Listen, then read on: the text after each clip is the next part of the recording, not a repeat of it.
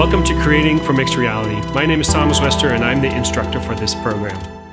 I'm currently Research Fellow at the Make Think Code program at PNCA, and I have a background in technology and design building interactive experiences, primarily for the cultural museum market. This program is about exploring how advances in augmented reality and virtual reality allow us to better hack human perception. We've been hacking human perception for quite a while. Cave paintings, cathedrals, performing arts, films are all strategies for hacking perception to make you think differently about what is real. They are strategies for interventions in our everyday reality that allows us as creators to express our thoughts, feelings, and opinions. Mixed reality is a combination of augmented reality and virtual reality. Augmented reality is a more recent intervention. It uses mobile phone technology to place virtual objects in the real world. And the better it mixes the real world and the virtual object, the more we perceive the virtual to be real. So it's called augmented because the main stage is the world we normally experience. It augments that world. Virtual reality goes one step beyond augmented reality. In VR, we block out the real world and create a fully virtual one. The more this virtual world behaves like the real world, the more we fool our perception to believing it's real. So augmented and virtual reality have in common that they hack our perception, our perceptive systems, the way we sense. They do it to different degrees and with different approaches. If you place common reality as we experience it, augmented reality and virtual reality on a sliding scale, or look at it as a spectrum, that full spectrum is called mixed reality. And this program is called Creating for Mixed Reality. My goal with this course is to make thinking about mixed reality accessible to a wide audience that includes students across the spectrum of art and design disciplines, including performing arts, visual arts, graphic design, interaction design, and so forth. I want you to get excited about the creative opportunities of mixed reality, and that's why I call the course Creating for Mixed Reality. This is not a technical course. I'm not going to teach you coding or 3D design, though I will give you the opportunity to practice this and point you in the right direction if you want to go deeper. It's not a skill-oriented course. At the end, I don't expect you to be able to be a mixed reality rock star, being able to create award-winning stuff. What I do expect is that you will have evolved your own creative and artistic perspective on mixed reality media. You'll be motivated and fired up to seek out further skills-based learning and understand where your talents fit into the pipeline of creating for mixed reality.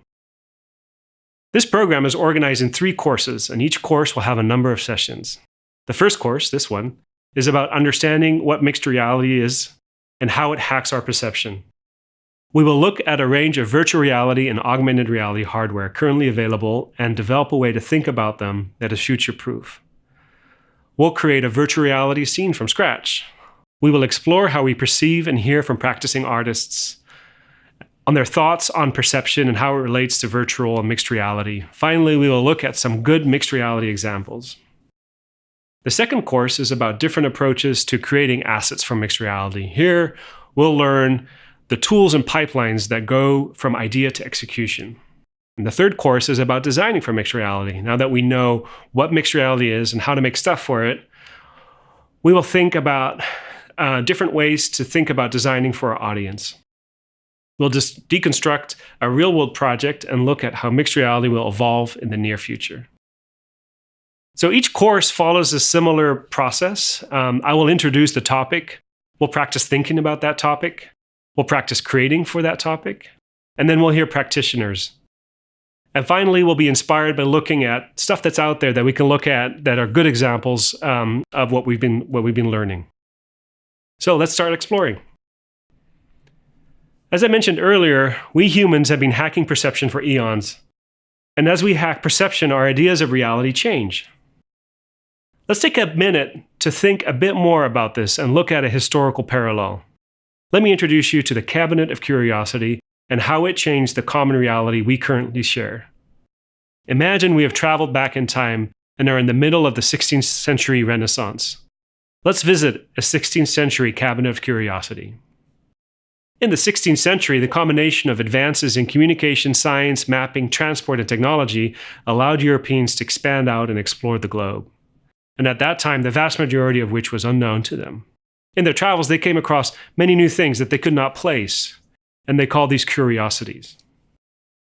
It became a bit of a thing to collect these and put them in a room to demonstrate how learned you were. Also to be inspired and to have funny conversations about this, for example, crazy-looking crocodile. There really was little rhyme or reason as to what they put in the rooms. Science was not defined and categorized as it is now. So they had no framework to say, okay, let's put all the mammals together or let's put all the reptiles together. They didn't have an idea of mammals or reptiles. Actually, these cabinets of curiosity helped create the sciences and museums that we now know. By placing all the oddities together, people started seeing how things were connected. The rooms became a place for learning and discussion and were the template for museums as we see them today. Similarly, for this course and this program, I'm interested in finding all these curiosities, putting them together, and help us make sense of what's going on here. So very similar to what the Cabinets of Curiosity were doing, I'm trying to create a similar environment in this program where we're free to go find things and it doesn't have to make sense. But as we start putting things together and as this medium is evolving, I hope that we all, and you as students, will have something of a framework and some critical thinking about how to place it together. So that 20 years from now, we can look back at this point in time and say, well, that was kind of a lot like the Cabinets of Curiosity. So let's start our collection by looking at the evolution of mixed reality.